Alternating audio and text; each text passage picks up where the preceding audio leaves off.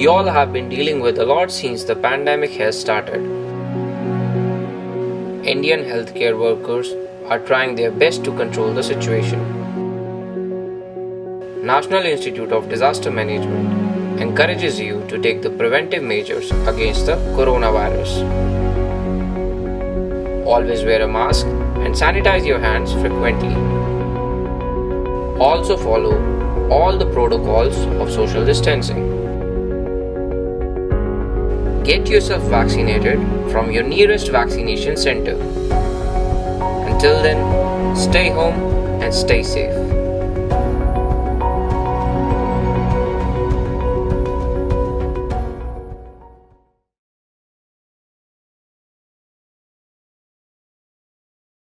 I, Arun Verma, working as young professional with National Institute of Disaster Management, Ministry of Home Affairs, welcome you to this 3-day training program on Incident Response System, Basic and Intermediate. This program is jointly organized by NIDM and Greater Visakhapatnam Municipal Corporation, GVMC. This 3-day training program, we will have different speakers to speak on the different topics. First of all, I invite Shri Srinivas Rajamani, working as GOI UNDP project GVMC. I invite you, sir, for your welcome address, and invite Ma'am Jyoti, Asha Jyoti, ma'am, as Additional Commissioner of GVMC, and Shri Shekhar Chaturvedi, Assistant Professor NIDM. Over to you, Shri Srinivas Rajamani, sir. Welcome address. Good afternoon to everyone. I am Srinivas Rajmani, City Project Coordinator, UNDP Government of India Project on Disaster Management at Visakhapatnam. I welcome all of you, all participants, to this today's training program on Incident Response System conducted by NIDM. Coming to our project details, our UNDP Government of India project is titled as Developing Resilient Cities through Risk Reduction in the context of climate change and disasters.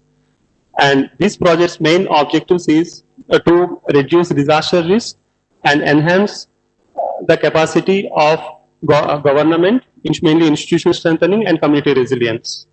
Main components of the projects are related to hazard risk and vulnerability assessment, preparation of management plans, capacity building, knowledge management, and public-private partnership projects.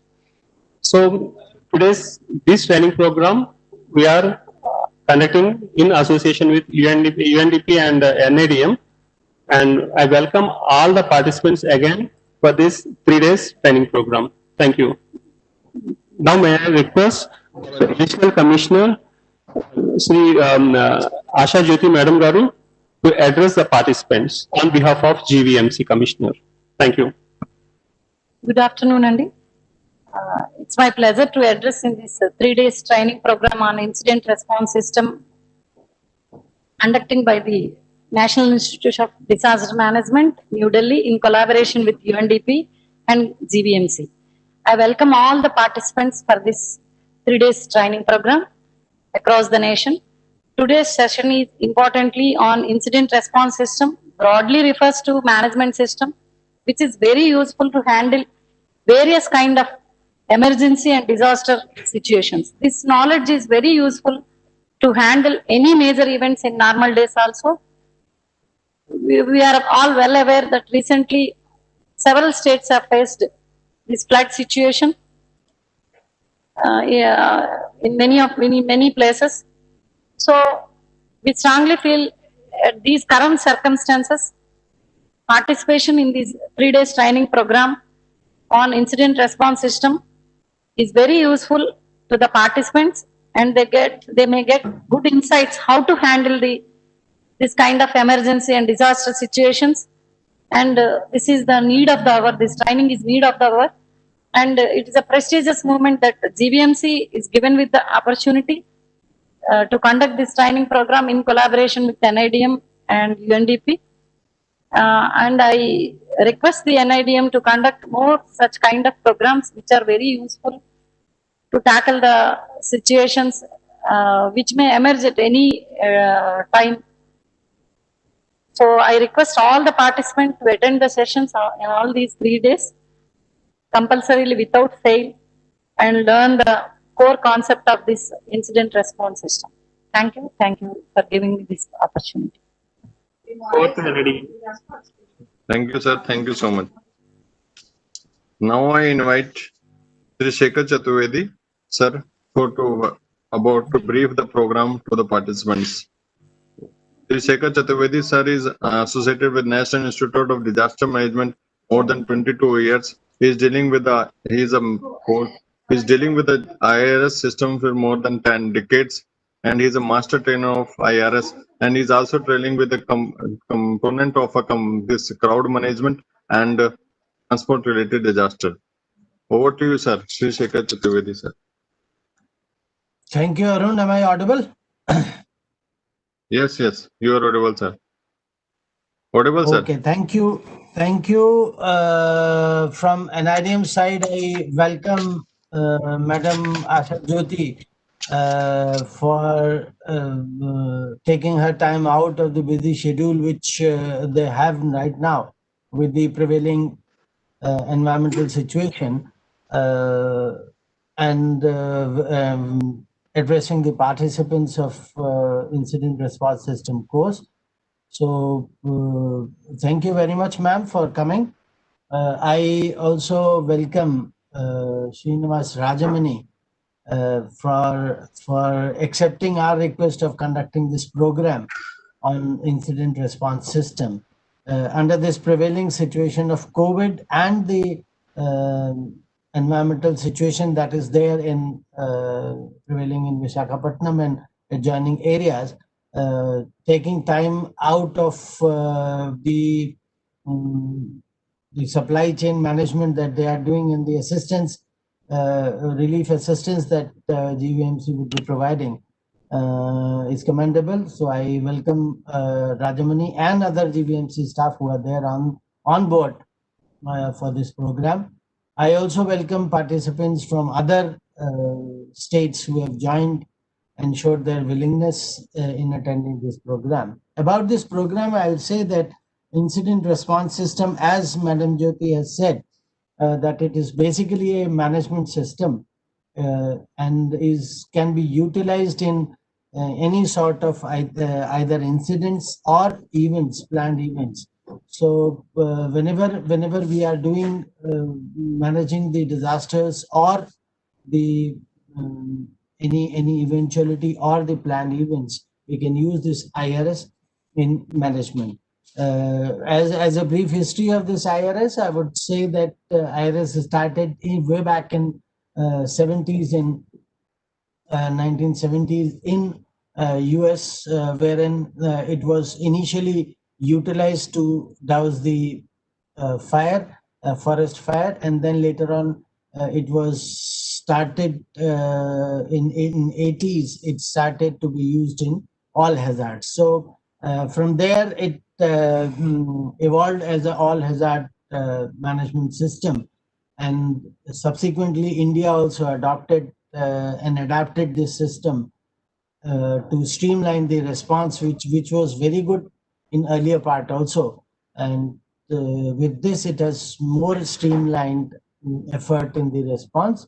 So with for this 3 days program, what we will be covering, the since it is a management system, we'll be covering principles and features of IRS. Then we will be covering the planning part of where IRS is used, the planning planning sector, and then we will be also covering the operationalization of IRS on ground at the district level, how IRS can be implemented with certain references of COVID as well, which is ongoing disaster. And then we'll also be discussing a few points, and we'll be having a discussion on the Emergency Operations Center, which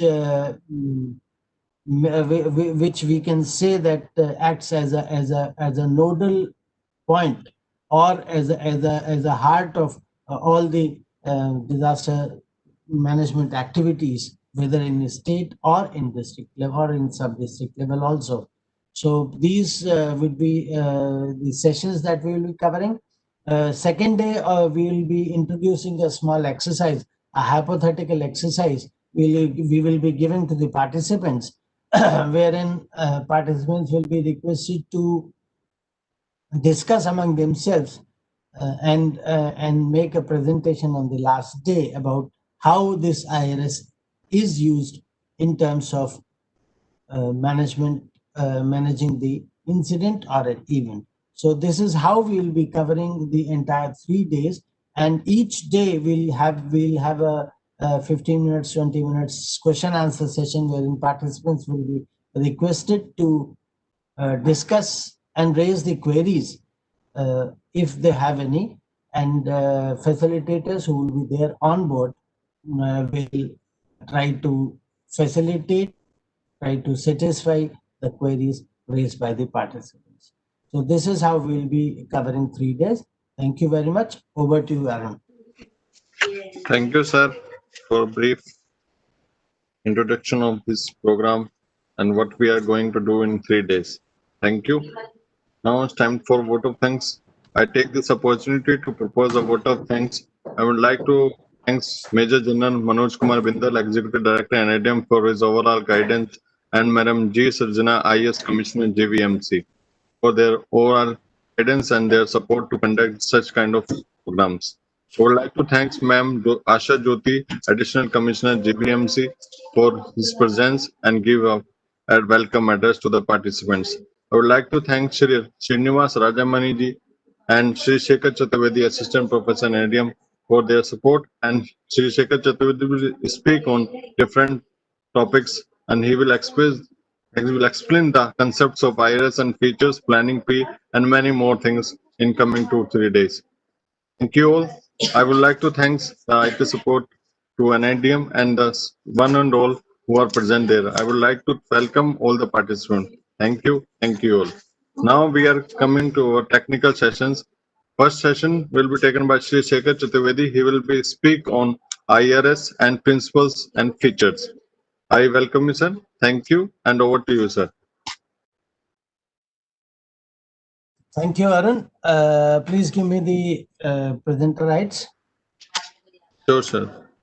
So, as far as IRS is concerned, as we were discussing in the inaugural session, IRS is basically the management system wherein we have the entire response based on management principles of organizing, staffing, controlling, evaluating, and controlling, coordinating. So these are the management principles which we would be covering during the IRS. I say that initially what we have been now as Government of India and as a citizen of India also, as we go along with this prevailing situation of coronavirus, and there are certain basic do's and don'ts which everybody must follow in order to avoid contaminating himself or his surroundings with this virus. So the prevention measures that a person must take during the unlocking of the situations and gatherings, avoid going to the gatherings unless and until it is very much important and necessary. If at all it is necessary, please maintain the social distance. Rather, I'll say that please maintain the physical distance of 2 feet. Then whatever areas you are using, that is the common areas in your house or in the office place, please sanitize those areas, get them sanitized by the people, and also you can have the sanitizer and sanitize that. Wash your hands, because sanitizers at times they are very costly, so it is always good to have a habit, develop a culture of washing the hands whenever you are touching anything, or before touching your nose and mouth. Although what I would say that it is always preferable, unless and until it is very much necessary, to avoid touching your eyes, your nose, your mouth, because these are the places the studies say that the virus enters your body and it affects the lungs and the breathing system, wherein you'll find the maximum number of deaths that are taking place are due to the breathing problems.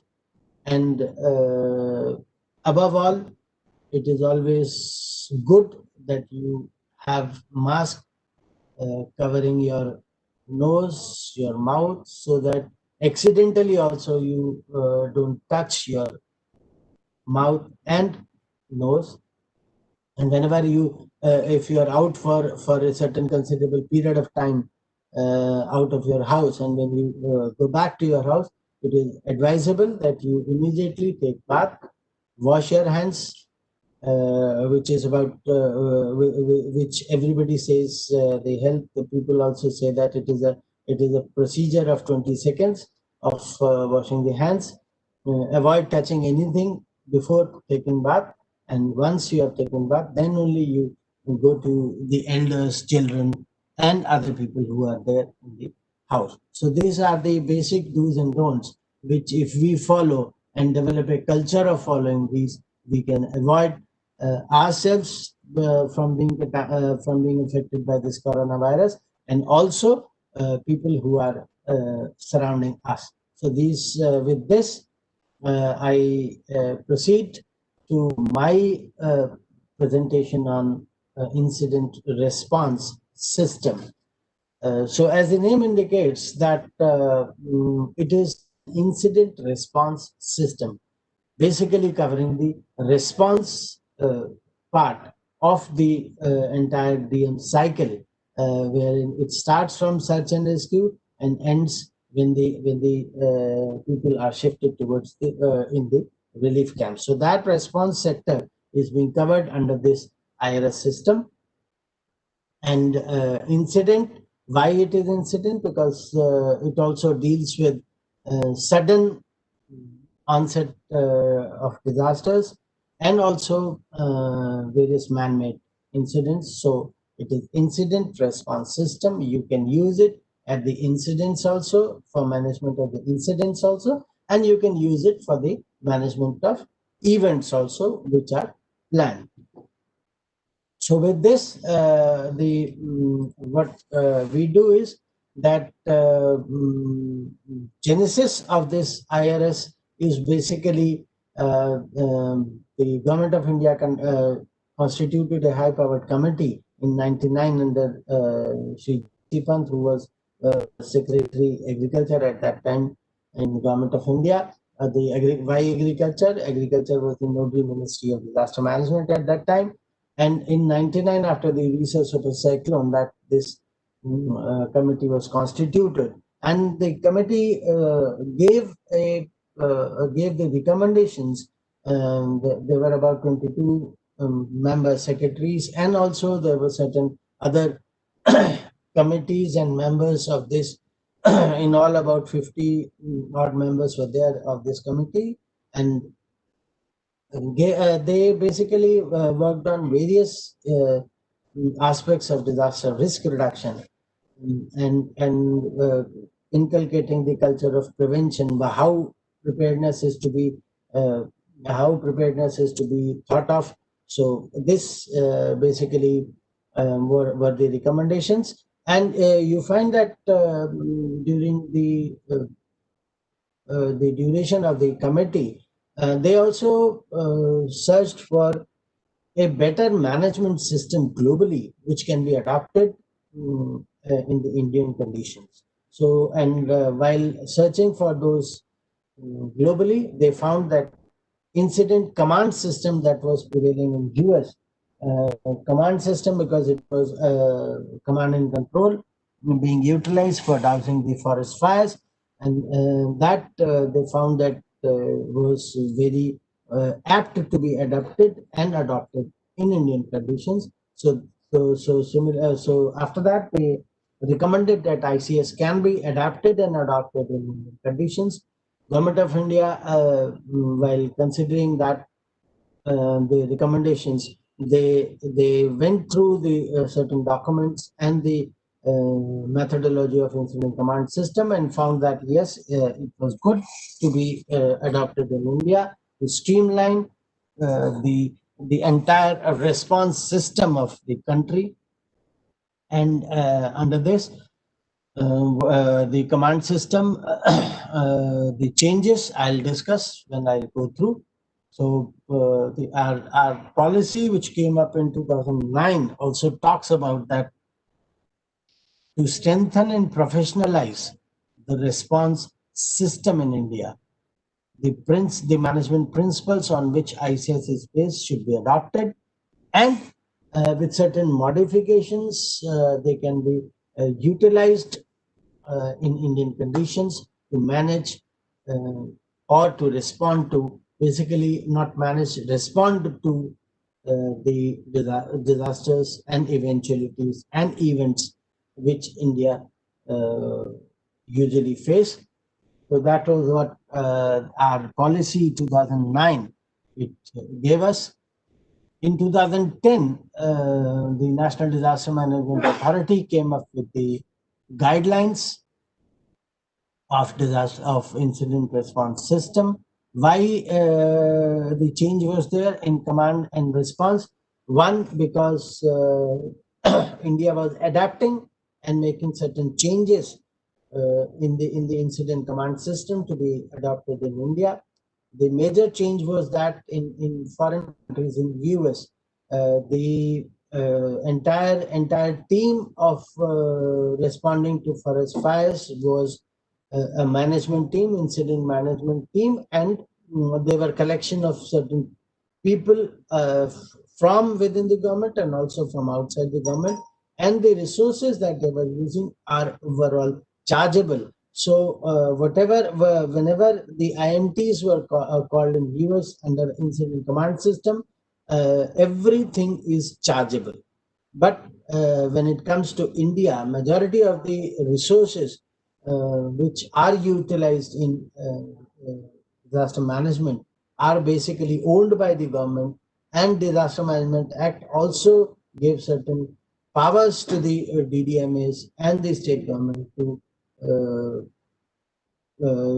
requisition the certain resources. So the costing of those resources, although it has the costing of the IRS has the costing inbuilt in that, but separate section of finance was not necessary in India, and that finance section was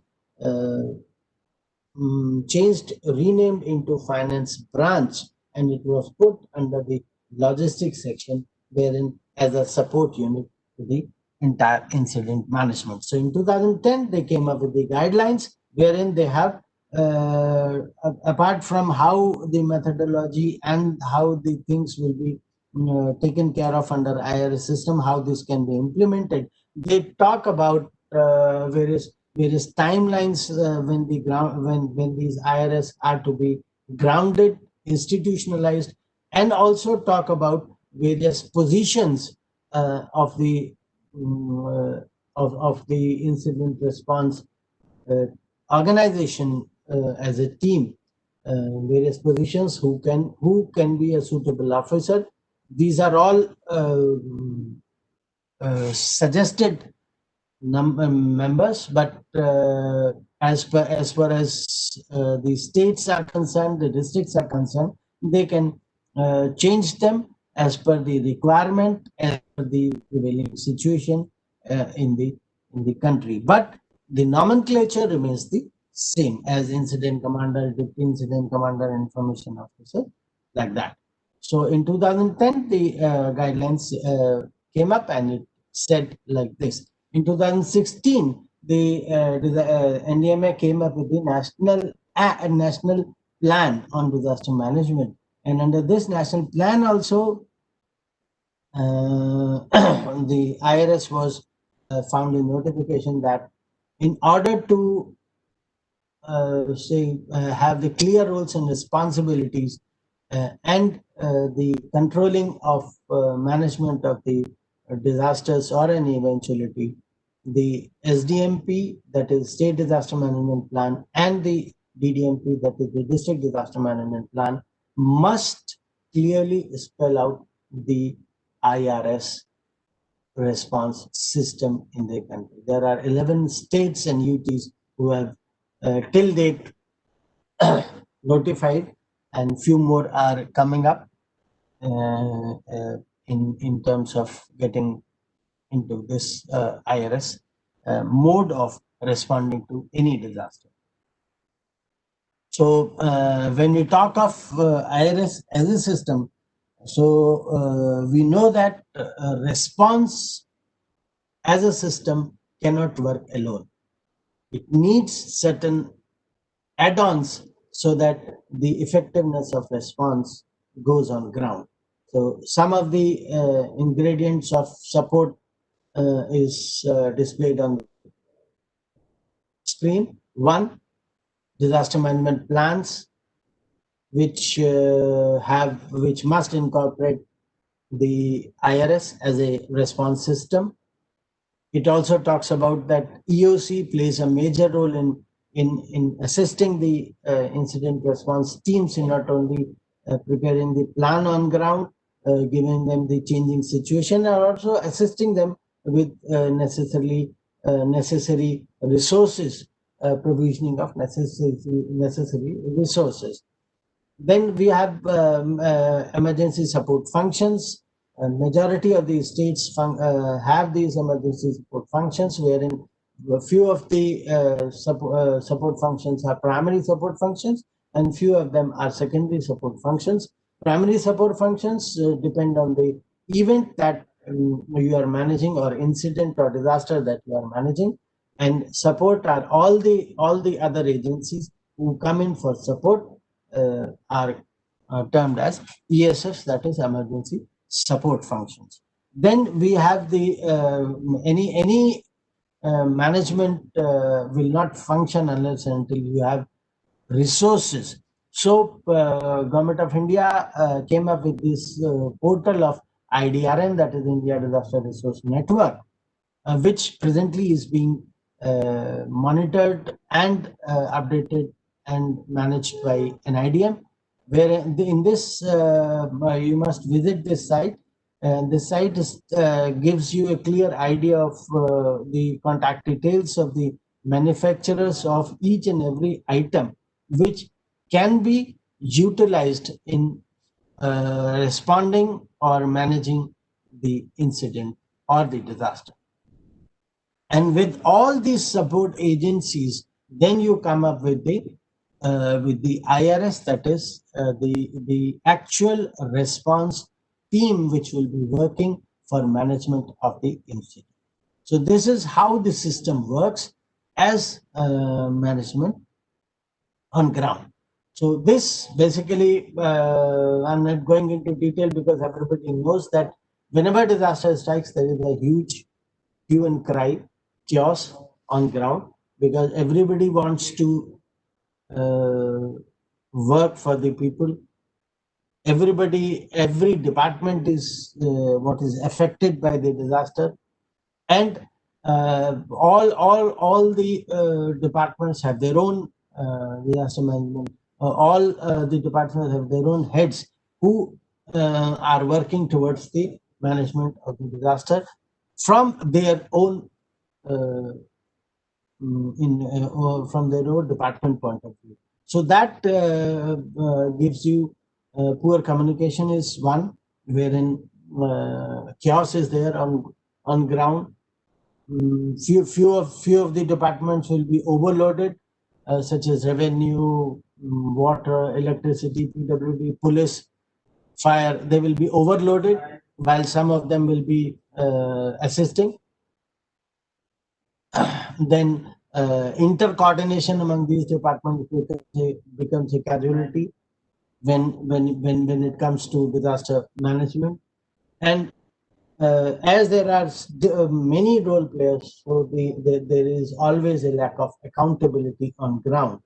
in terms of management, in terms of responding to a disaster. So when this entire scenario changes in this form when we use the incident response system to manage the disaster, because all the departments would be addressing the IRT, that is incident response team, which will be responding on ground to the any eventuality disaster itself.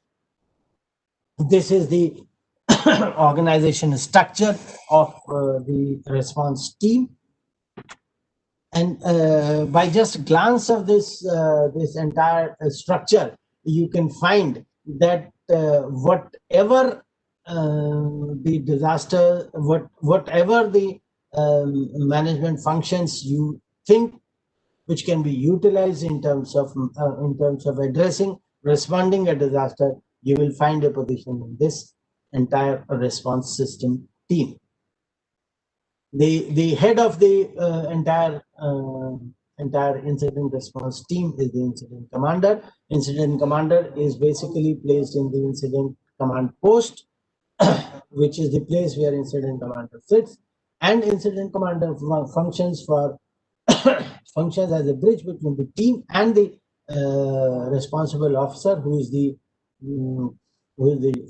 DC or the DM of the district or the head of the institution wherein this IRT is coming from. So that head of the that DM becomes the responsible officer, who has this incident commander who will go to the ground along with this team and manage the incident. So based on the overall briefing of the responsible officer, this incident commander goes on the ground based on the briefing as well as the situational analysis on ground.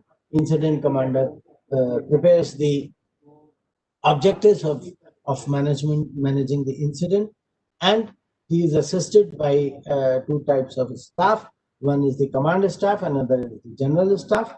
Command staff are basically, you see that they are being designated as officers, and you have information and media officer.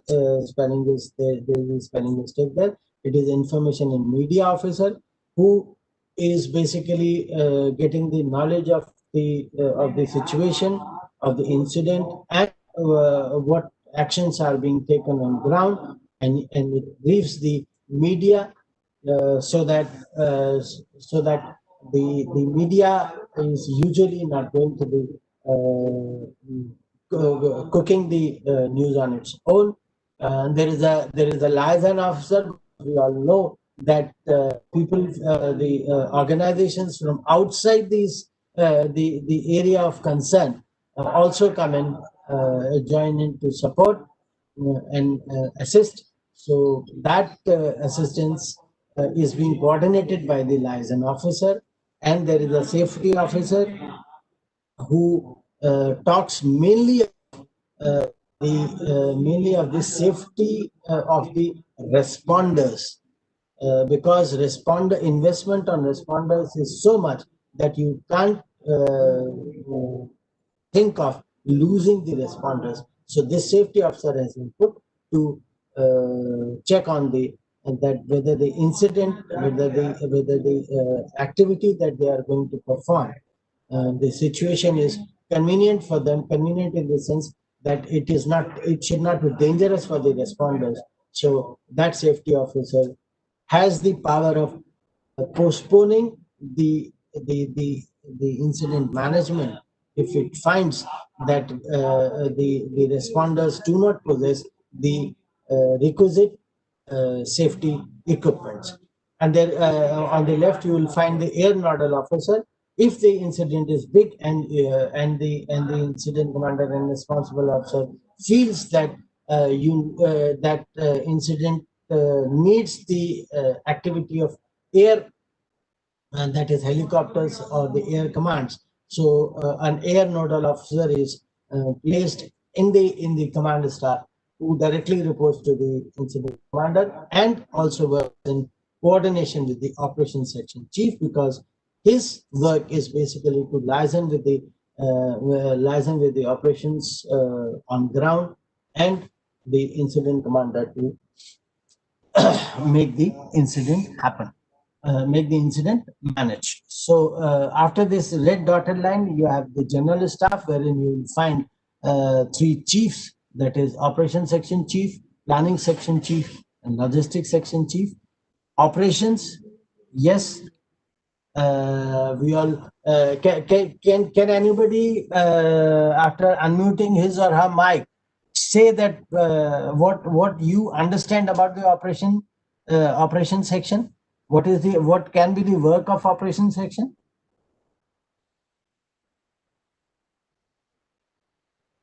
Can anybody unmute the mic and say?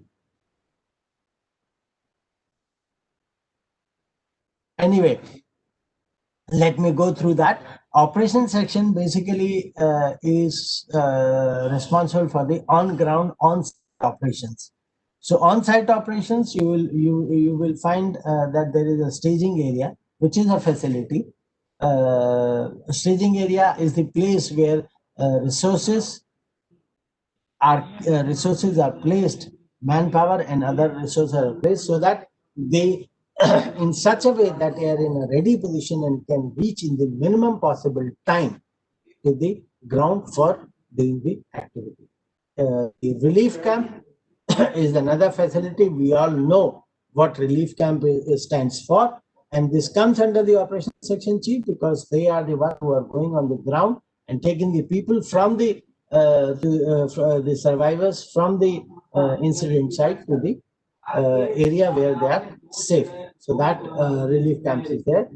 Under the operations section chief, you will find two branches. One is response branch, which is doing exactly work on ground, and there is another transportation branch, which is responsible for taking the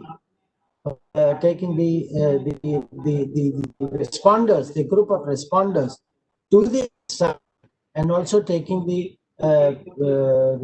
people, survivors from the response site to the relief camp. So this is what the transportation branch does, and the response branch is basically doing the actual management on ground, whether they divide the entire ground into geographical locations, which are called divisions, or they utilize a certain group, a certain activity as a functional group, which can address the operations on site. The second general staff is the planning section chief, which also is very important, because we all know that is very important, and in terms of management. And planning has 4 units. One is the resource unit, which is responsible for what all resources are there on site and in the camps. So they keep on records of what resources are changing for support and where they are placed on ground. So this is all what resource unit leader does with the help of check and recorders and certain other activities. The second is the situation unit leader, which is in liaison with the IMD, with the central agencies, with the other agencies, wherein and keeps apprising the planning section and through planning section, the incident commander and safety officer, information media officer, and the operation section chief, that what will be the prevailing environmental situation, climatic situation on ground in the coming few hours. Documentation unit is there, because all the incidents, we usually are very weak at documentation. So documentation unit is there, which gives the accountability, also keeps the track on what activity has been done, and what plan has been executed, and what are the shortcomings of the plan, which can be addressed in the upcoming event or thing. Demobilization unit is a very important unit, and is an addition in certain response activities that we were doing.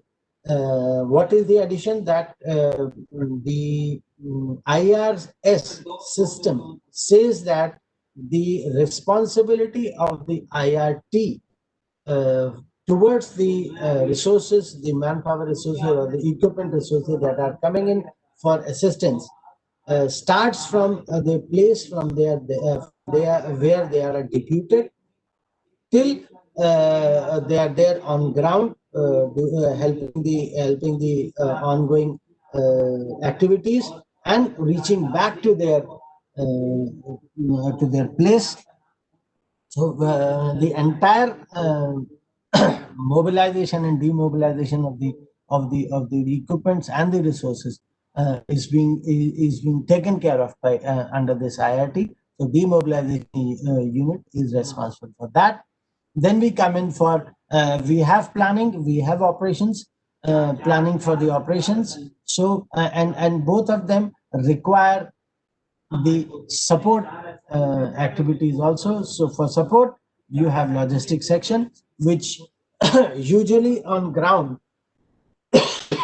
is the I think the CSO, the food and supply officer, or the tehsildars if it is sub-division level, or some CDO development officer who can be who can be heading this logistics section chief. Now, who can be logistics section chief. The service or the engineering chief from the PWD department. So they have three branches. One branch is service branch, wherein because logistic also provides services, and services provided by the logistics are communication, which we see that communication goes haywire when the disaster strikes. That communication is being addressed by this service unit. The communication help is provided. I'll come in detail of this communication unit, wherein you have three types of communication networks which IIT uses. One is the command network, wherein the section chiefs till the incident commander, all the officers from the section chief to incident commander are in same frequency under the command net, so that the command instructions are informed under this command net. Second is the operation, that is tactical net, which is there for the operations, wherein you are there helping the operations, how the operations section chief talks to his own men who are working on ground. And the third is the support net, which logistics section uses for getting the resources, for getting the medical, getting the food, etc. There is one more net which has been added, which is ground to air and air to air, if at all the air nodal officer is there. So these are the networks that this communication unit leader makes the plan for, and is being utilized by the IRT. The medical unit is the, as the name indicates, the health unit, which provides help to the relief camp, to the survivors also, and to the responders also. So these two units, medical and food unit, are responsible for the survivors also, as well as the people who are responding on ground. So they are responsible for both. Rest entire people are responsible for the focusing more on the responders. Food unit leader prepares the food for the responders also, and for the survivors, that is relief camp also. The second branch of logistics section chief is the support branch. The support is to be provided. Under the support branch, the first unit is the resource provisioning. The work of resource provisioning unit is that whatever resource is requisitions by the operation section chief, which is required and is being requisitioned, that the resource provisioning unit in consultation with logistics section IC and EOC provides that resource, gets it provisioned from certain agencies within the government sector, or from where it can be provisioned and it supplies to the resource unit leader. The facility, if at all it sees that the resource is cannot be provided, cannot be provisioned, then it sends the request to the procurement unit leader, which is in the finance branch. That procurement unit leader procures the required resource from the list of manufacturers under the IDRN, and also from whom he has entered into an MOU, and provides the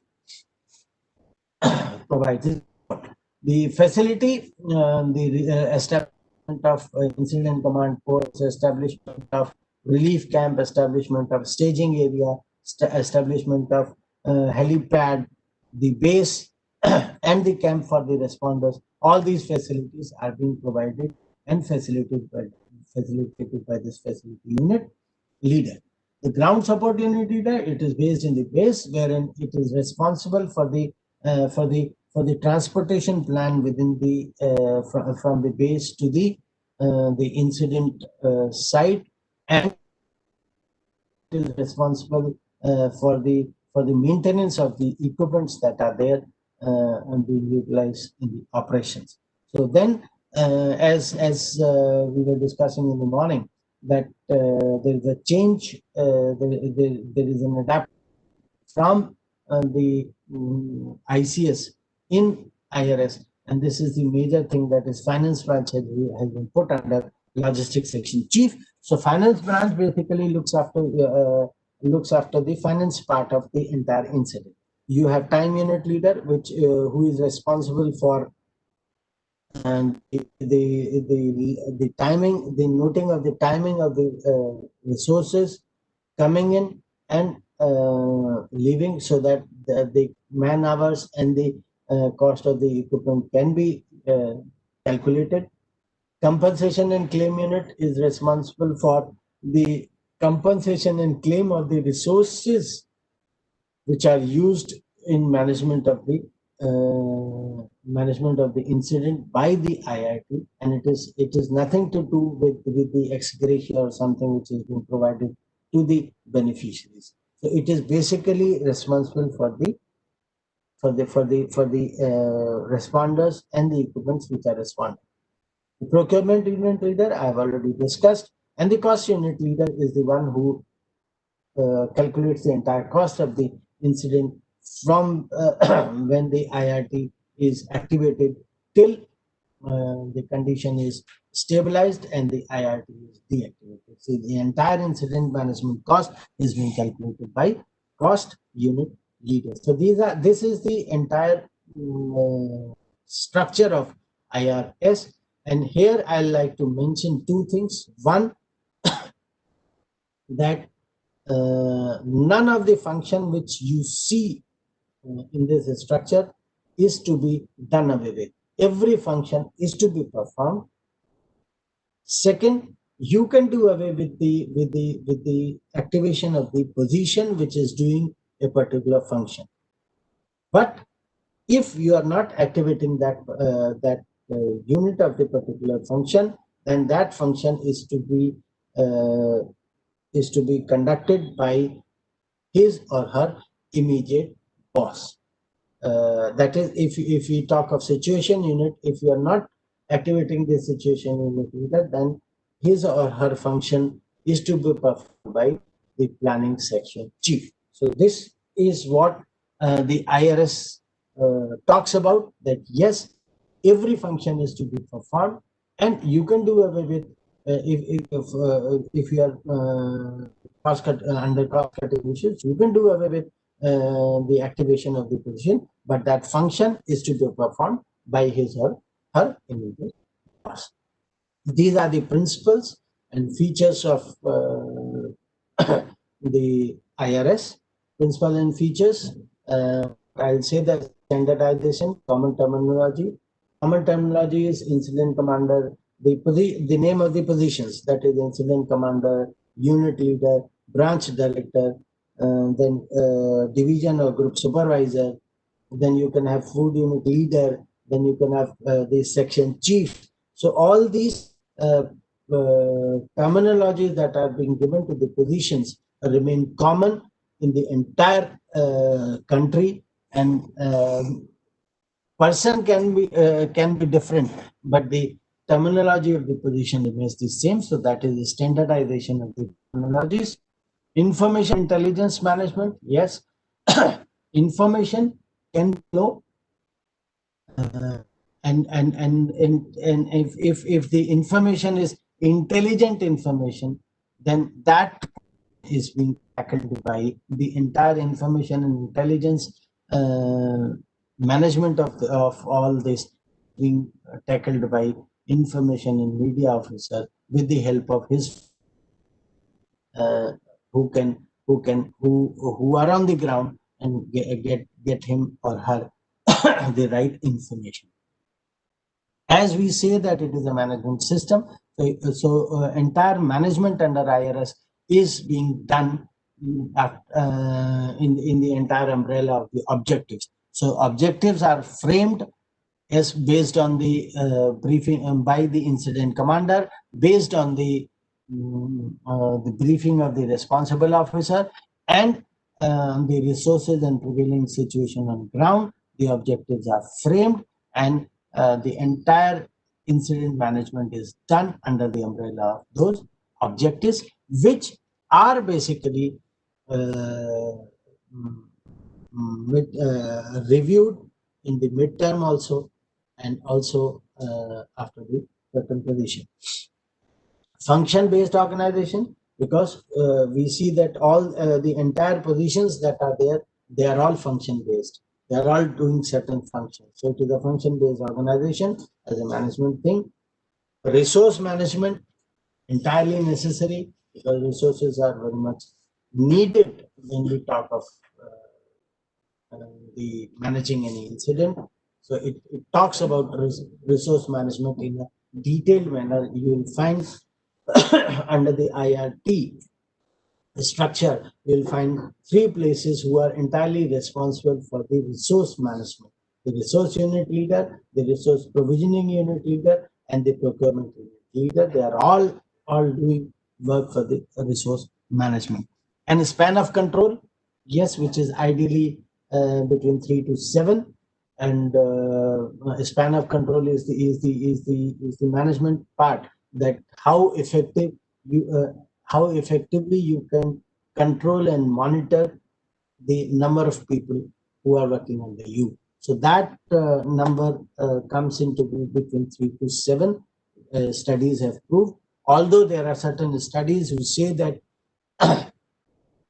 it is increasing, but and on ground also we see that the follow of span of control is never done.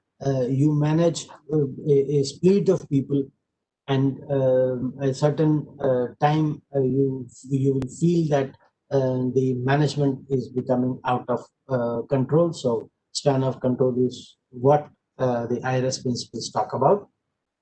Nothing can function unless and until you have an authority to function or to take the decisions on that. So delegation of authority is given to the incident commander, and a sub authority is delegated to the operations section chief, who is working on ground. And there is a chain of command and unity of command. Chain of command says that the command follows from top to down. Unity of command says that the every person who is working on ground or within the IRT has one boss. He is reporting to one boss. He is not reporting to too many bosses, because we at times see that if there are too many bosses, then the control goes out of hand, because you can't have a person dedicated to be functioning. And since IRS is used to respond to the incident, which also involves the life and death of people and the livestock, so it talks about the chain of command and unity of command. Transfer of command is one feature wherein the command is transferred to from one person to another person. from where it is necessary, it goes into necessary. I'll go into that.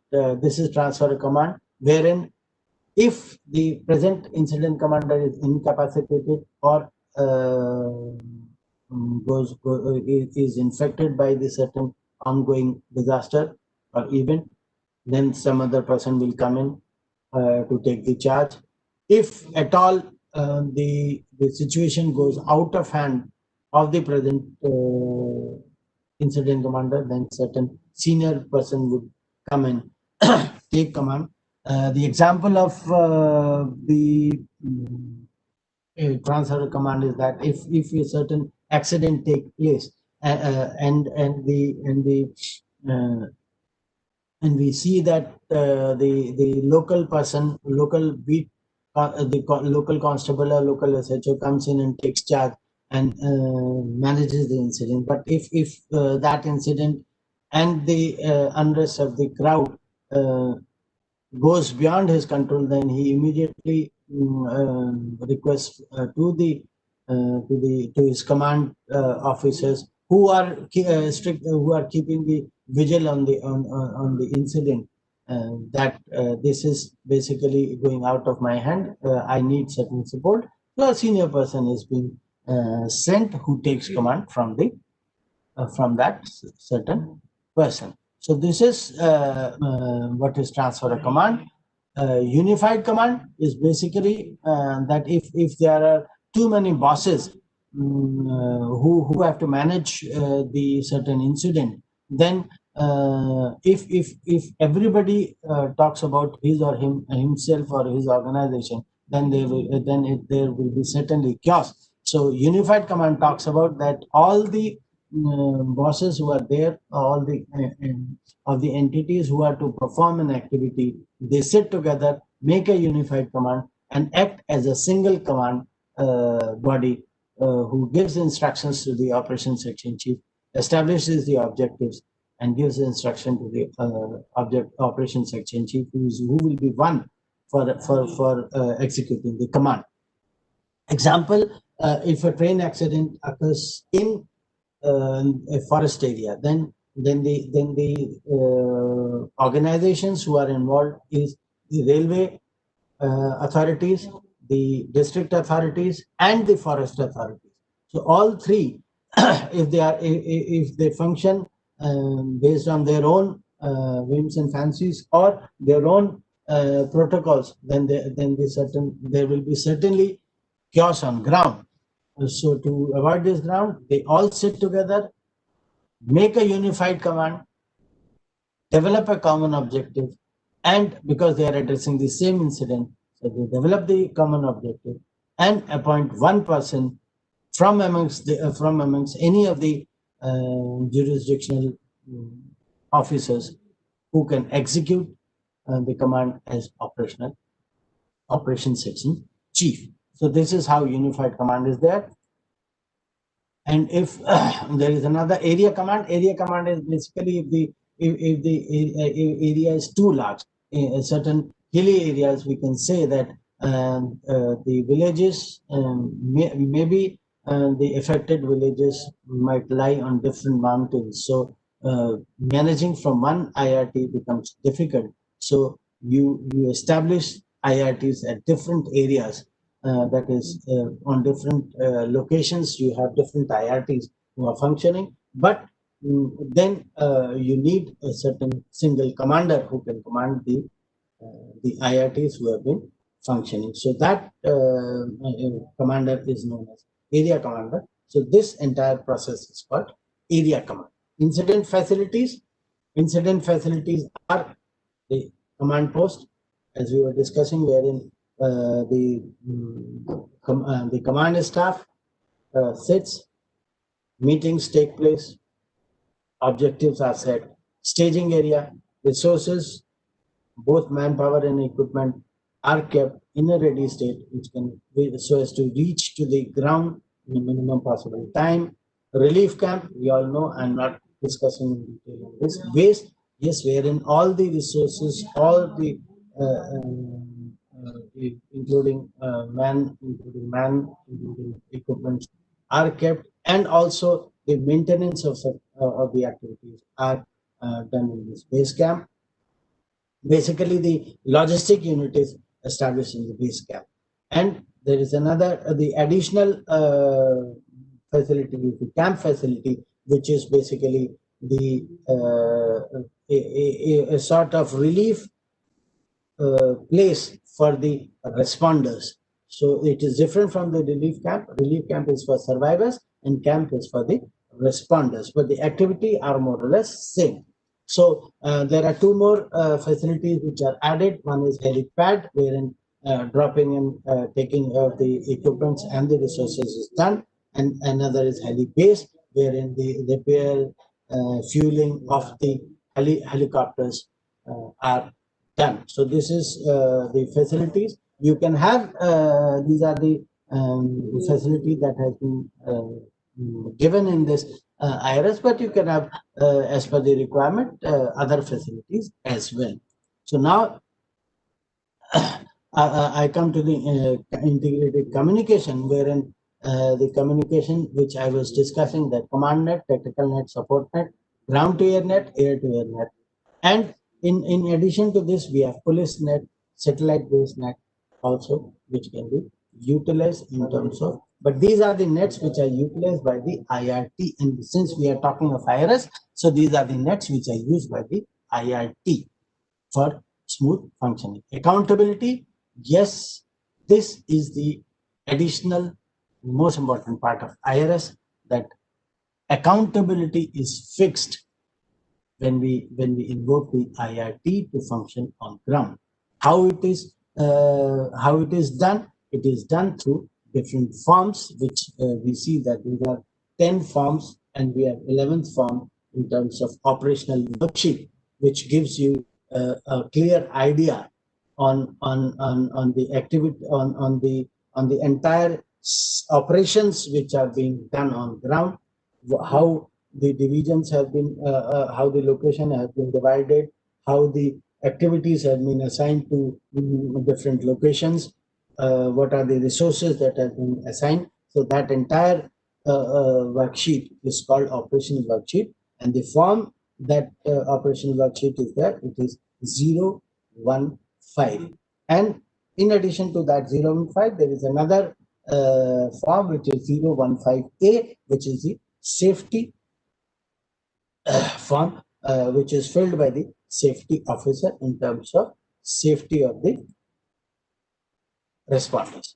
So this is these are the management principles which are being taken care of by the IRT and IRT functions on this. Now I talk about the operation period. What is operation period? It is the time span wherein a certain activity is being performed based on the resources. Resources means that if you have lesser number of resources, then you can't plan for long. You have to plan for immediate response at that moment of time for a certain period. See, if for example, if you are to use if you are to address some chemical incident, you can't go beyond 6 hours or 8 hours based on the chemical that is there, because otherwise the person who is responding will be contaminated and it will be difficult for him or her to survive or to get decontaminated. So your period of action goes down from 24 hours to 6 hours or 8 hours. So that 6 hours or 8 hours, the period of operation, which can be taken, which can be utilized based on these resources, based on the objectives, based on the available manpower, is the operation period. Another example is that if you don't have the power facility with you, then your operations will not go beyond 6 p.m. or 7 p.m. when the light goes dark. So that all will determine the period of actual activity on ground. So that period is called operational period. And the planning section chief, as I was discussing, that it prepares a plan. That plan talks about the incident action plan, and that incident action plan requires the actions to be done on ground for management of the incident, is prepared for one operational period, which ranges to a maximum of 24 hours. Otherwise, after 24 hours, it is seen that the level of operation and the level of say health of the responders goes down. So safety is also hindered. So that entire period is operational period, and one action plan is made for one operational period. There are certain support plans. These are the traffic plan being prepared by the ground support unit leader, communication plan by communication unit leader, medical plan by medical unit leader, food plan by food unit leader, and there are certain other maps which are taken from the remote sensing, the IMD, the topographical sheets, all these maps of the area, or rough sketches that are being prepared of the area are all the support plans for the activity which is being done on ground. Why these support plans are necessary? These support plans are necessary because it is always easier to judge from the visual pictures rather than rating or telling something.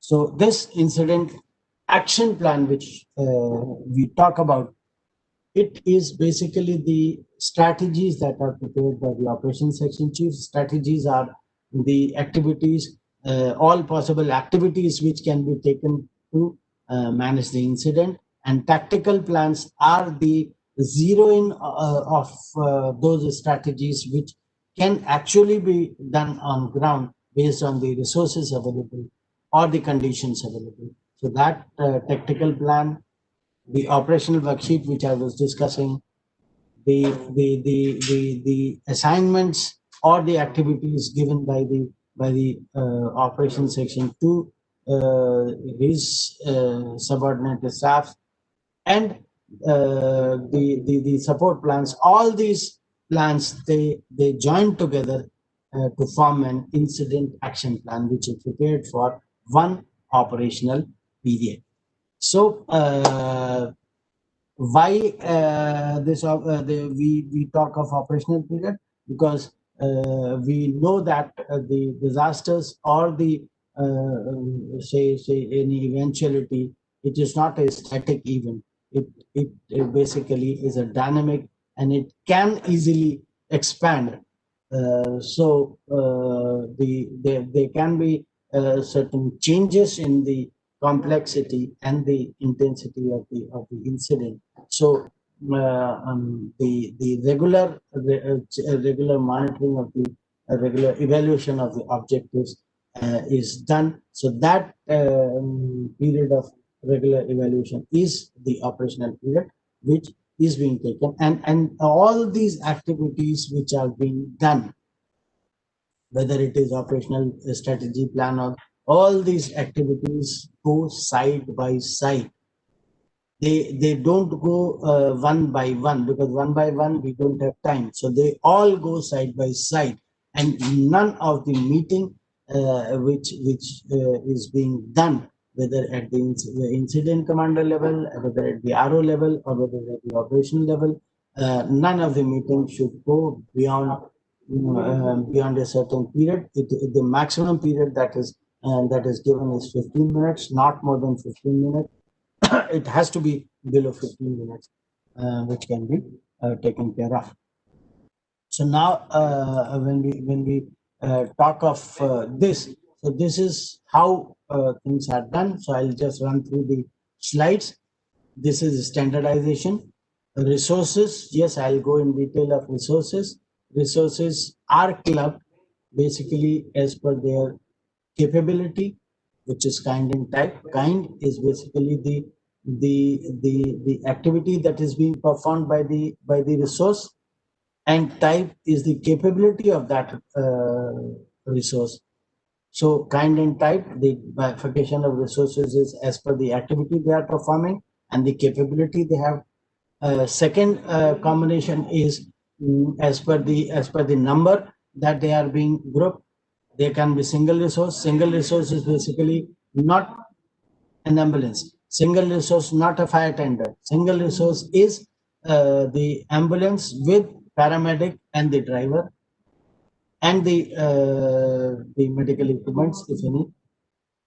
Single resource is the fire tender with fireman, with fire hose pipe, with water, with the driver. This entire fleet is called single resource. And if there are same type or same kind of resource grouped together, that is called a strike team.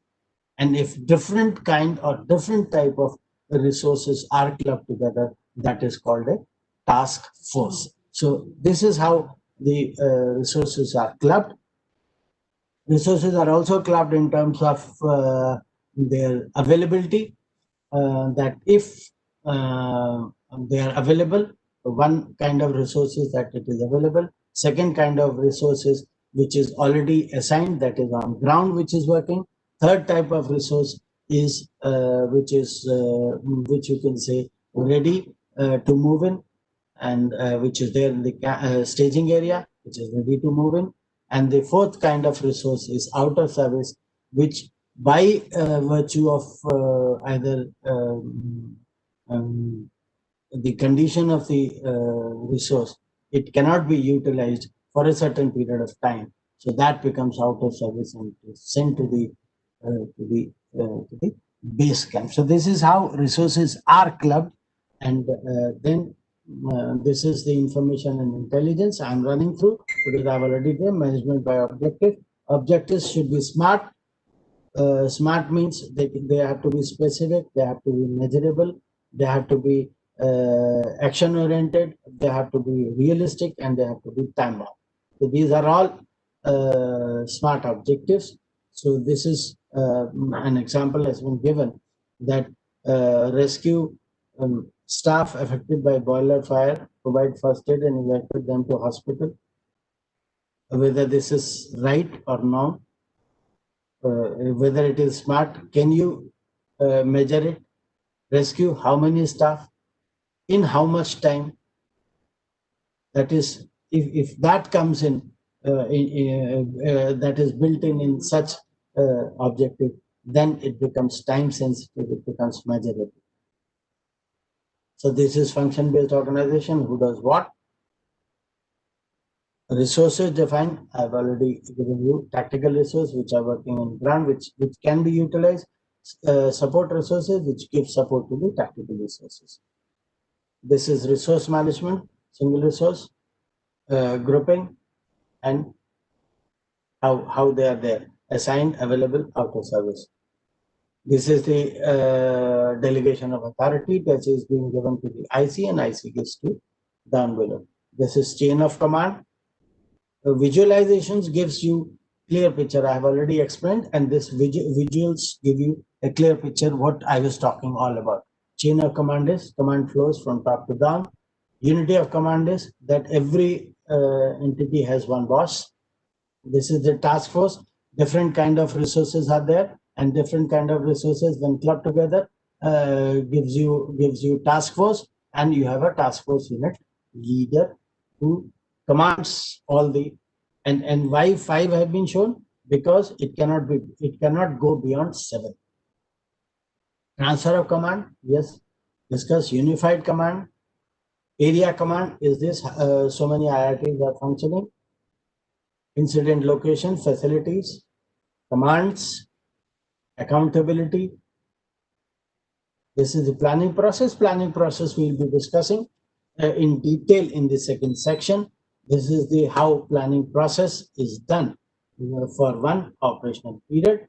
So maybe I'll take a rest for say 5 minutes till the time I open my next presentation, which is on planning P. So this is how I'll This is how the IRS is all about, principles and features. Now I'll be talking about the how planning is done on ground. What are the process of planning which is done on ground? So thank you for this presentation, this listening to this presentation, and now I'll be switching over to my next presentation. Question answers I will be taking maybe after at the end of the second presentation. Thank you.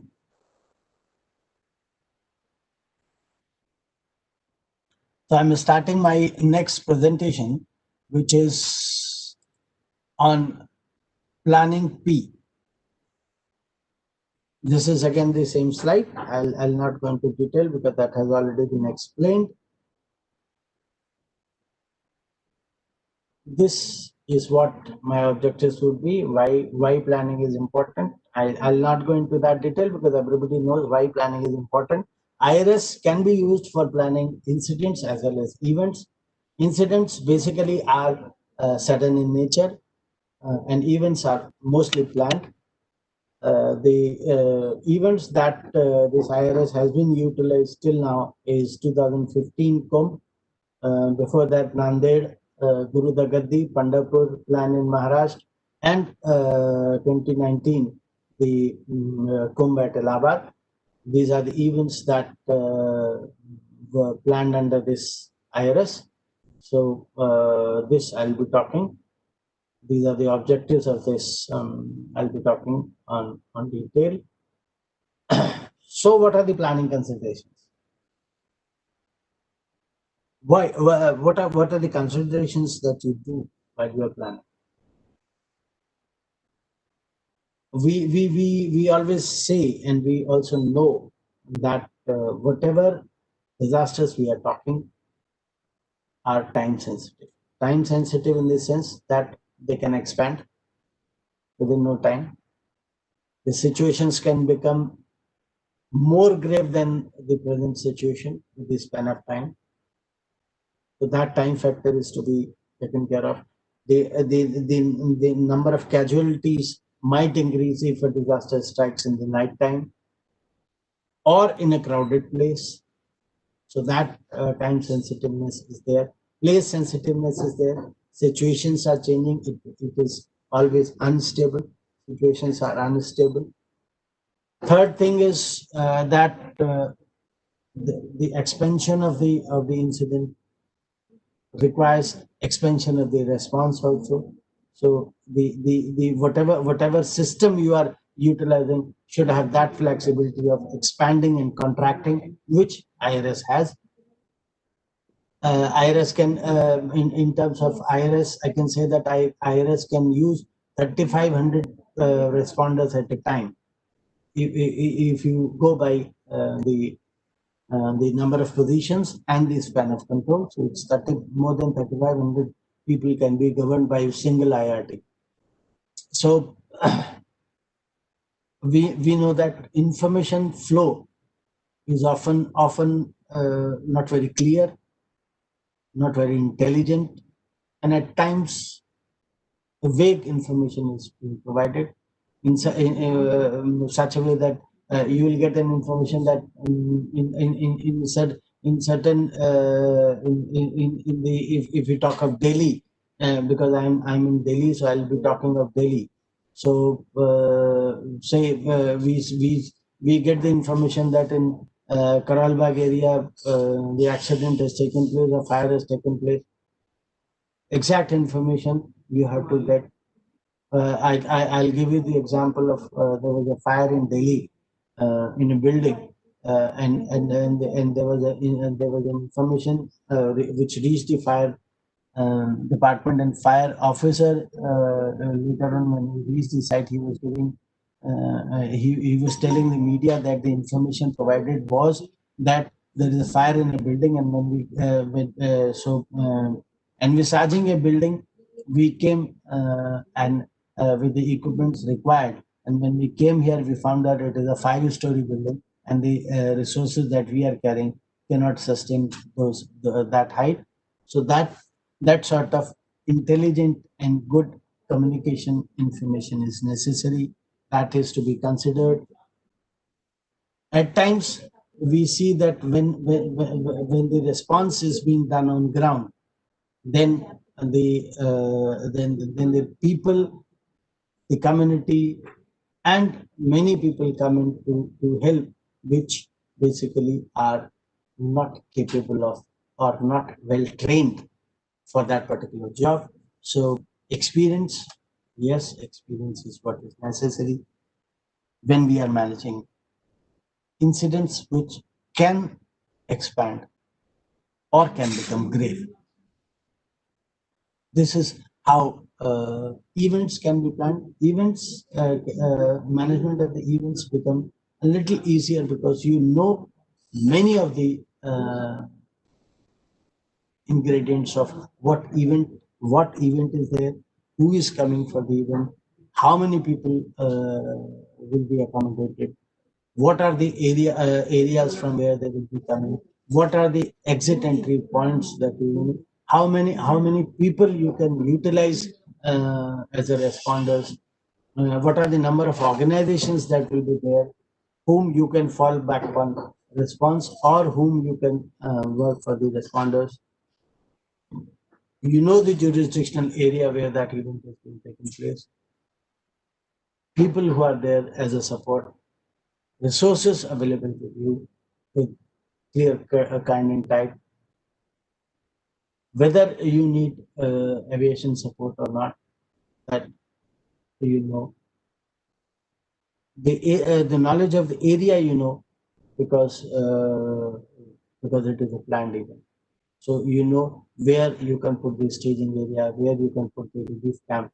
But in terms of incident, although that comes, that should be, that is why it is said that IRS and plan prepared for a district or a sub district must be to the extent possible foolproof.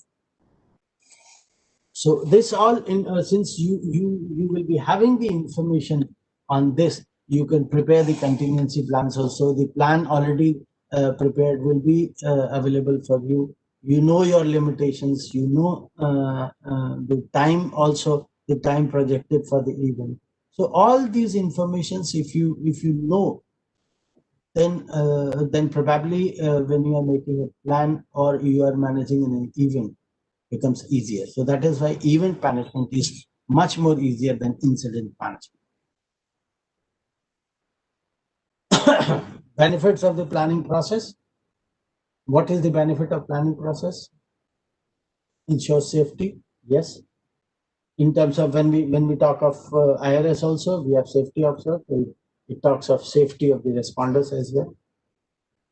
And if it is a planned process, you will take care of, you will inbuild the safety precautions for the survivors also.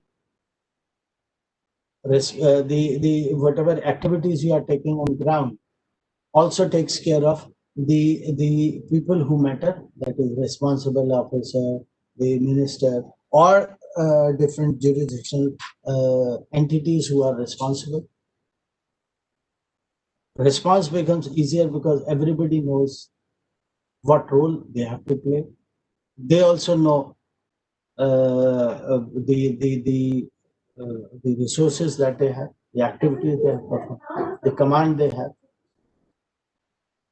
communications of the objectives by the incident commander becomes easy. And base from where you can add on. Since it is a planned process, the benefit is that you always try to address the problems because you know the problems, you identify the problem, and you try to address the problems. It also allows you to have a certain anticipations about the changing scenarios. So that anticipation is also there, which adds on to the strength of the plan. Since you are planning, you can build on the teams who can assist you. Who you can build on the teams who can assist you, and you can train also those teams so that they are also confident in performing the activity, and you are also confident in giving them that work. So that stronger bonding and stronger teams can be developed if we are planned. Then everybody knows what actions have to be taken. So there is a common understanding, and the coordination becomes easier. So this is how the benefit of a planning process is there. And when we talk of the planning P, as the presentation is there, so the P as a letter has two portions. One which I've shown in this diagram also. One is the stem of the P, and another is the circle of the P. The stem of the P is basically the initiation of the process that is done, and circle of the P shows the activities that are being performed while managing and stabilizing the situation.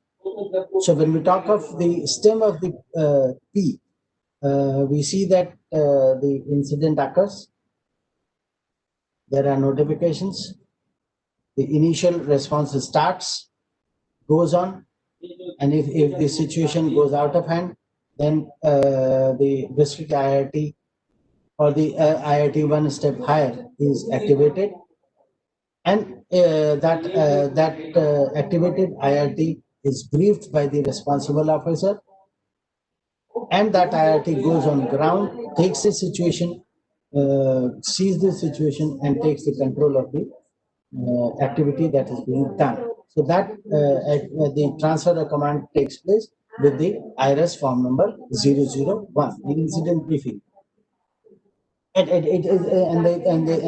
001 form gives you what all has to be given as briefing to the incoming IRT. Then the IRT, the higher IRT, goes for the meeting because it has to take charge of the situation. So once the system ends, the circle of the P starts. So this is the initial phase of planning response, and then a continuous phase of response if the till the time the situation is stabilized is then we come to the circle of the P. The first circle of the P, the first activity in the circle of P is basically the development of the incident objectives based on the operational period, based on the objectives. So the objectives are based on the resources, the operational period, the situation, and the ROP. All four contribute to the preparation, development of the incident objectives, which are done by the unified command or the incident command. After this, say all these go, I don't say that after this, but all these go simultaneously, that the incident commander then has the strategy meeting, wherein operations section chief, they function, the general staff, the safety, everybody the objectives are being discussed in this, and the strategies are developed. Then the operations section chief and the response section chief has that operation worksheet filled up, how the operations are to be executed on ground, the tactics. So that tactical plan is there. So then with the that tactical plan, the meeting is done with the command staff, the incident commander, the safety officer, and 015A, which is the safety briefing is done, and the 015 is finalized. Then the planning section chief takes care of the planning meeting. So that planning meeting is briefed, is prepared on the activities which is being done till the operation and tactics being finalized. In the planning section, the planning section chief convenes the meeting. He or she defines the situation, the activity, the situation that is there. Incident commander briefs the incident objectives which have been finalized. Operations section chief briefs the tactics that are to be employed. Safety officer is the safety, communication officer has the communication plan, demobilization liaison officer, demobilization, then the food unit leader, medical unit plan, transportation plan, all these plans are prepared and briefed on this. There are while briefing, there are maps which are displayed, the forms that are displayed, so that everybody, if at all by briefing he is confused, you can see the maps and the briefings to give the suggestions, and that is finalized. That IAPs, after the suggestions and discussions, it is finalized, and that IAP is being photocopied with one copy with the documentation indicator, and copies circulated to all the people who were present on the in the meeting, that is circulated. Then based on those that IAP and the resource plan, the operational briefing goes, the operation section chief gives briefing to his or her subordinate staff, how the things are to be executed, and there also he takes the briefing from the divisions. If they say that with the available resources, the objectives that have been framed cannot be achieved, they have to be recasted. Then again he refers back to the planning section chief, and he refers back to the incident commander that said these objectives are to be reframed because my staff says that it cannot be achieved. So now when the IAP is finalized, it goes for the execution, and the plan is executed. And if this situation in one operational period it is stabilizes, say we see that in 24 hours the situation will be stabilized, so the P is 1, the circle becomes 1, and if it ends at execution and demobilization, and if the situation warrants that it will go beyond 24 hours, then the evaluation of the objectives and the midterm evaluation, etc., they are again done, and the entire process is again followed. And this entire process of planning P must not go beyond 15 minutes. So you can imagine that how fast and how simultaneous activities are done in this, because unless and until you have simultaneous activities, you cannot perform all the activities. In terms of who does what, command staff, safety, liaison, information, framing of the objectives, and approval of all the forms is being done by the command staff. That is, incident commander is responsible for the management of entire incident. So he is accountable for the entire incident. Then the operations section chief, he is the one who prepares the tactical plan and frames the on ground activities, controls the on ground activities.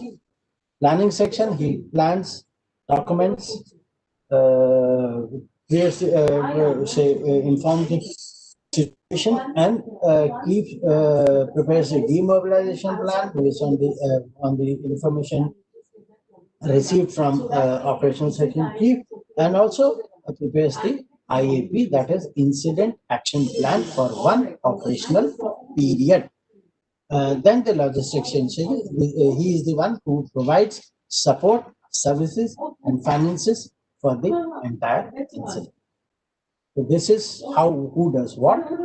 And in terms of each planning section, we see that planning for the operations section of objectives are being framed, and objectives are based on the objective, the strategies are developed. The development of objectives. For development of objectives, what do you want to know? You must know the situation. You must know what progress has been made in the stem of the P. Number 3, you must know what was the current plan. Was it good, or what were the discrepancies in that? What were the gaps in that? Fourth, the situation around and of the incident, whether it can grow has the potential to grow, or it will be stabilized in certain period of time. Resources available, and what resources have been ordered,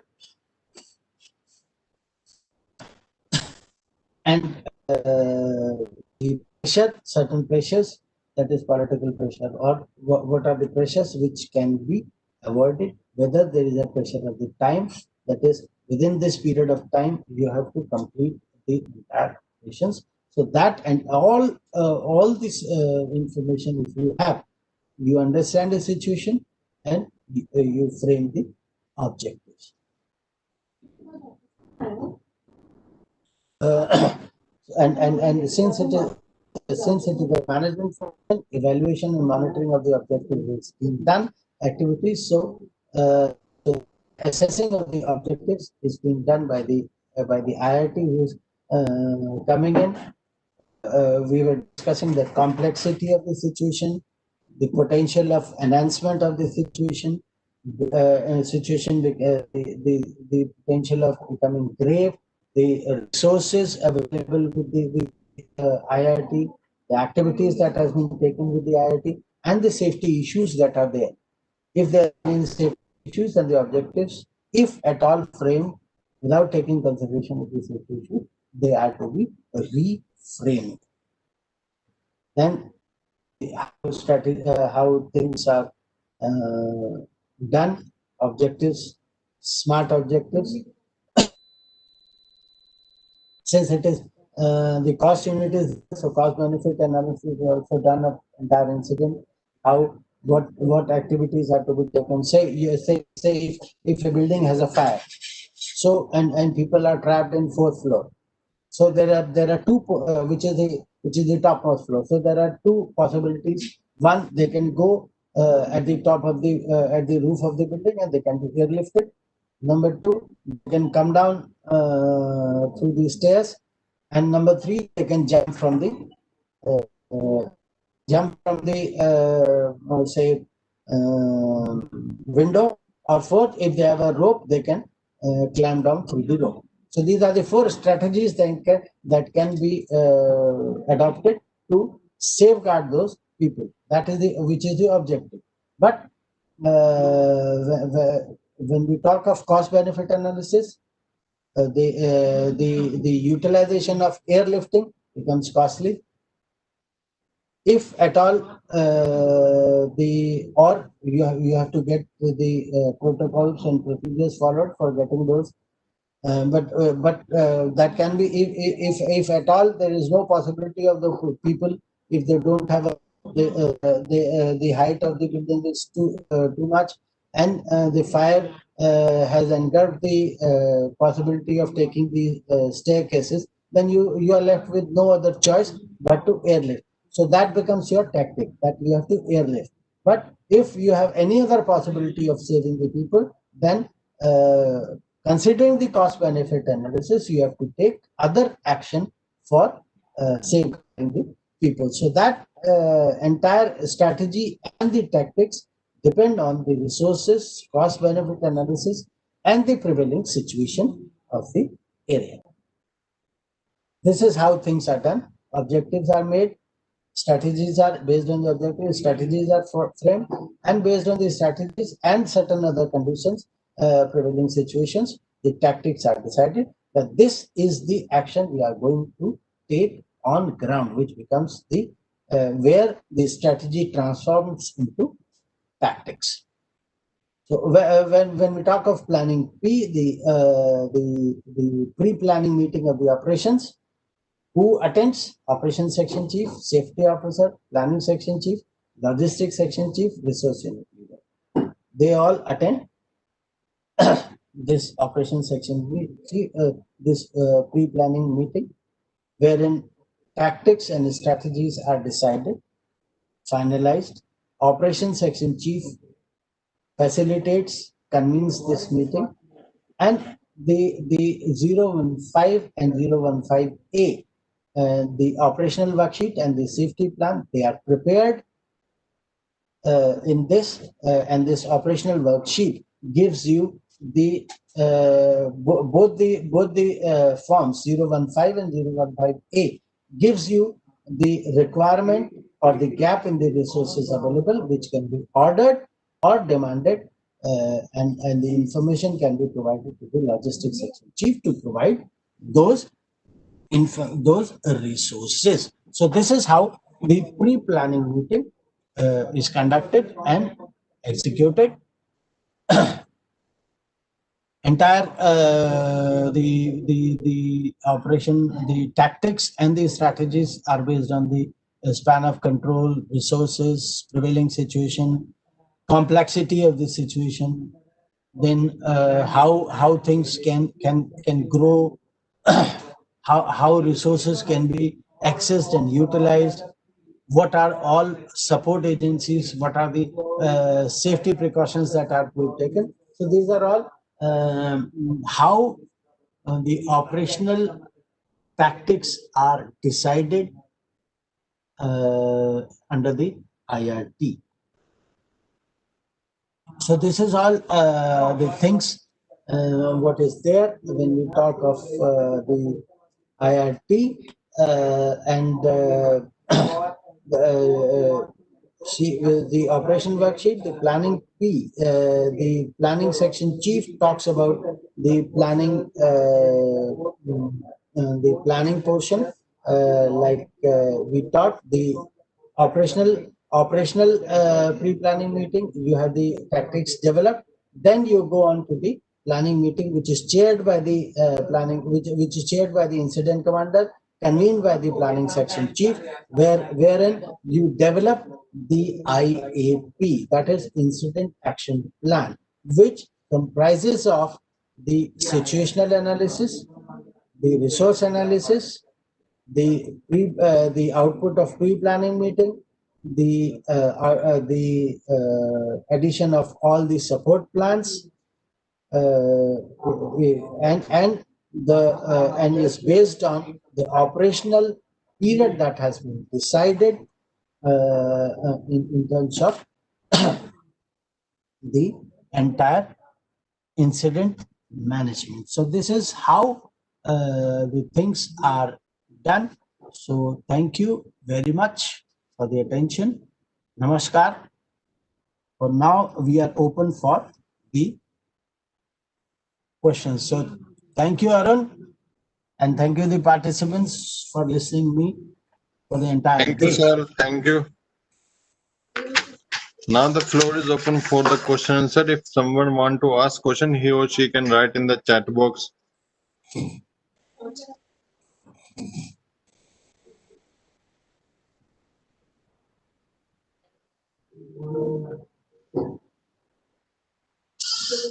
Is there any question, Arun?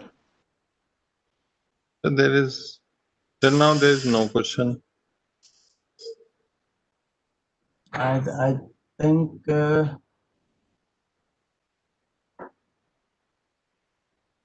is a question. I think how do the orange red alerts are being announced?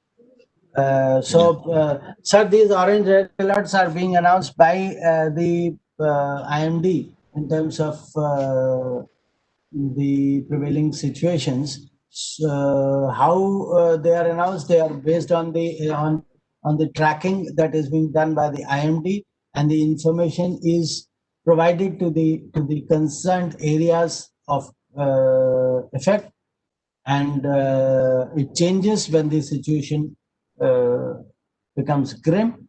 But in terms of when we talk of IRS, the IRS begins after the red alert. So when actually the disaster strikes on ground.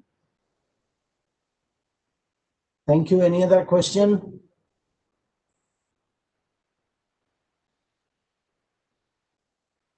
Legal consideration. Yes, sir. Does IRS system and principles can be applied for a pandemic condition? If so, what precaution can be taken up by the functionaries? Yes, in terms of COVID, it is a disaster. It can be the IRS can be taken up, and the portion that you can when we talk. Let me go to that slide. I'll just share the slide of IRP. I'll share the slide of IRT, Arun. Just a minute. Let me share the slide of IRT, which I can say that how in this portion when we talk of the pandemic, you can say. Do away with the facility unit leader, or you can do away with the say liaison officer, or you can do away with the claims and compensation unit leader. So because these basically functions can be performed by one finance branch leader, finance branch director, because the procurement of the equipment, basically it is being provisioned and procured earlier, and claims and compensation of the response activities which is being done can be taken care of, which is not much, can be taken care of by finance branch director. So all this further air nodal officer is not required in COVID situations, and the further it is being tackled at the state and district and sub-district level. So the sub-district level IIT can be invoked, wherein many of the functions can be clubbed together, and and their immediate boss can perform those functions, because you don't have so much people on ground in the sub-district level. But yes, medical unit is what is to be invoked, activated.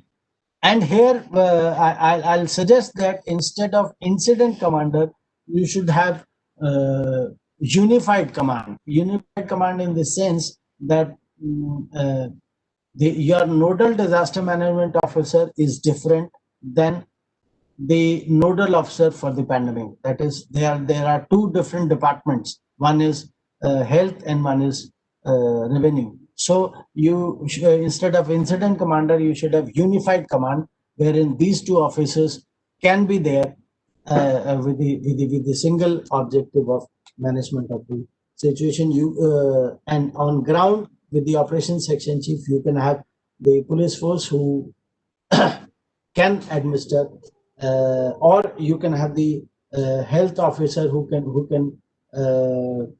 be on ground doing the actual thing. So operations section chief becomes the health officer of the nodal hospital, and there will be support services like police. They will be supporting transport. They will be supporting in terms of resources. That is, many of the NGOs, they will come in to support. Then you will have the private agencies also coming for support. So they can be clubbed as single resource task for the strike team, and your operations section chief will become the medical officer. And I would suggest that instead of single incident commander, you should have unified command. Thank you. Thank you, sir. Any other question? No, sir. Okay. So Rajamani, would you like to add something?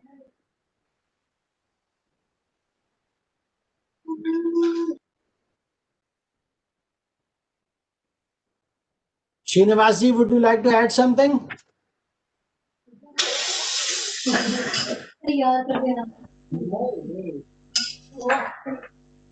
Hello. Yes. Hello. Yeah. No, sir. I have no.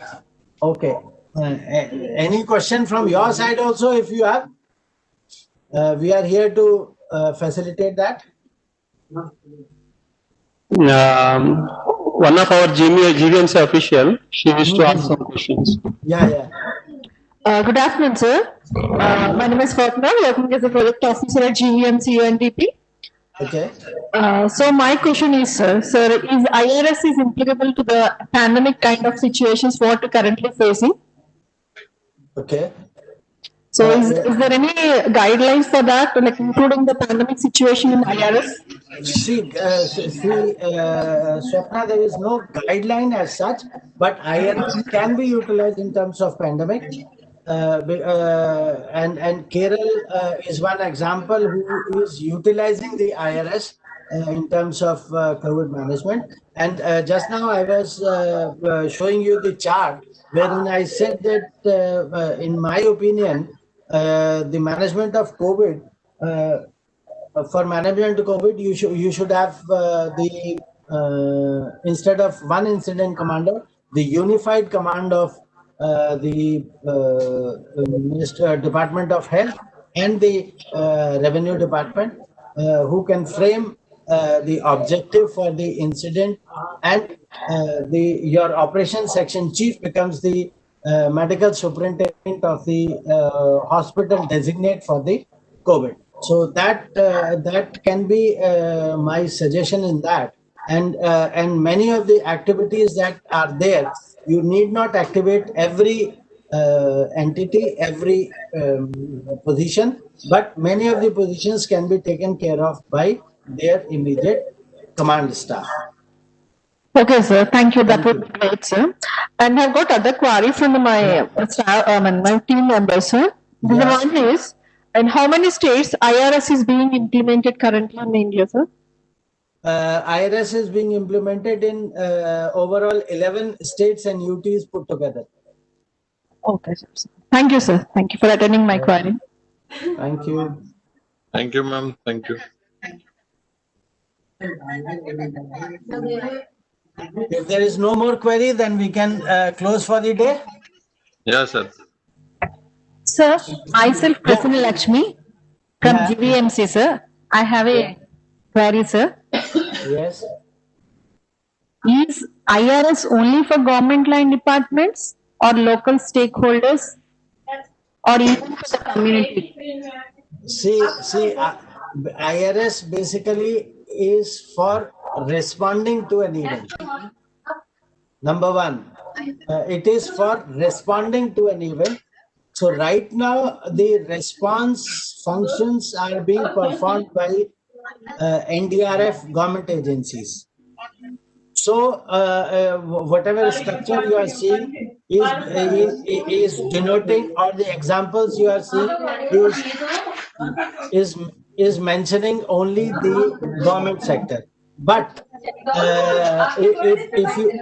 if you expand that, Arun, band karo piche se bhai. Sir. If you expand that entire incident to the community and train them in utilizing this IRS on ground, so the teams can be formed at the community level also, and they can perform the functions of responding. But precautions are to be taken because it is highly skilled job of responding to an event, responding to an incident, because it will cater to the life of the people as well as the responders also. Thank you. Thank you, sir. Any more query?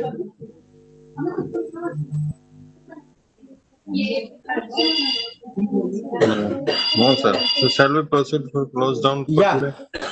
Yeah, we can close down for today. Okay. Thank you all the participants who are joined us for this 3-day training program. And tomorrow we will meet at same time with the same link. Thank you all. Thank you so much. Thank you, Shekhar sir. Thank you, Srinivas Rajamani. Thank you.